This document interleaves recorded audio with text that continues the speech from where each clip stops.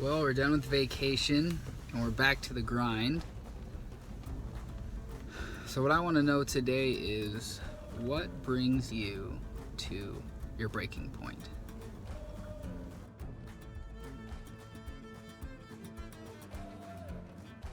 Last week we went on vacation. Vacation with some air quotes thrown in.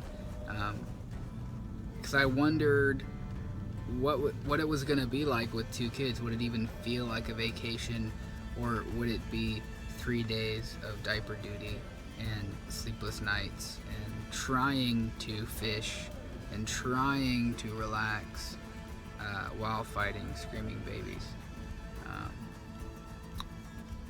And it didn't take long for me to reach my breaking point.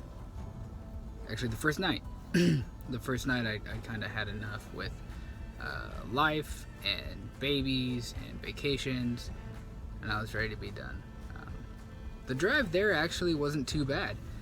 We had a cabin over in Wenatchee, and the kids slept most of the way, which was awesome for us. And it was a great start, and we arrived chipper and happy and ready to have a vacation.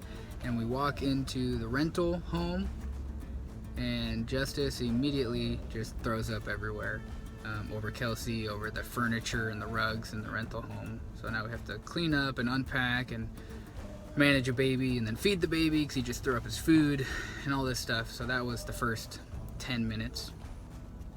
And then it turned out babies can just get something called a sour tummy, where they're just not digesting food well, and it doesn't sit well with their system, and they're really irritable and hard to comfort. And so he essentially spent the first 2 days dealing with that, and it was a nightmare. He was unconsolable, and he had right now he has the cry where hearing it is worse than nails on a chalkboard, and it takes about 3 seconds for you to completely unhinge and lose your mind and get really frustrated. And so that was the first night trying to put him to sleep. That was day 2. Anytime he wasn't sleeping. And so for me, at one point, I brought noise canceling headphones just in case this happened. So I'm walking around holding him while he's screaming his head off with noise canceling headphones on, and trying not to lose it myself. And it's amazing when you reach your breaking point where your thoughts go. Just how much anger, resignation, a desire to give up, to say it's not worth it. And even darker places than that, and angrier places than that. My mother-in-law eventually had to step in and take him from me, and she was able to calm him down and put him to bed, because I couldn't do it. I was all tapped out. That night he slept from about 9 o'clock all the way to 5 a.m. And so being with him the next morning was actually a lot better. It seemed like he had passed through whatever he was dealing with. And the next day he was all smiles. So it was back to a sense of normal for us. And on the other side of all that, those 2 days, Aurora, our daughter, was dealing with a fever. And so she didn't go to sleep the first night till about 11 after an hour of rocking and then putting her down, and then she'd cry, and then we'd let her cry, and then she would be up and playing in her crib, so we'd put her back down. So that till about 11, and then she fell asleep.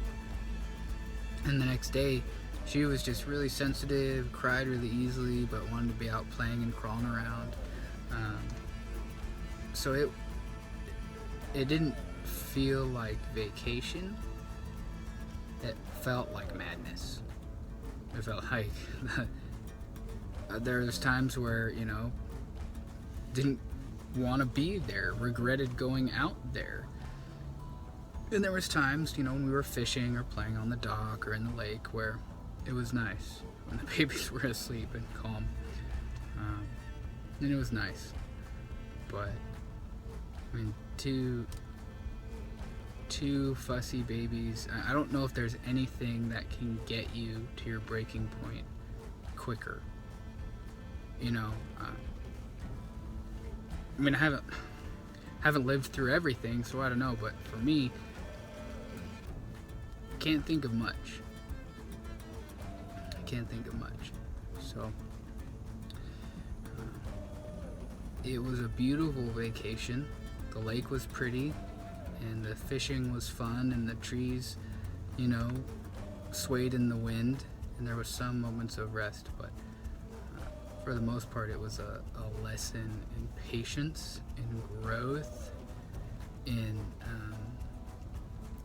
seeing how far I could get pushed, I guess. And we made it. I mean, felt like I was limping across the finish line a little bit. We made it, and since then things have kind of evened out a little bit. Both kids have got back into a routine, and they're both eating well, they're both sleeping good now.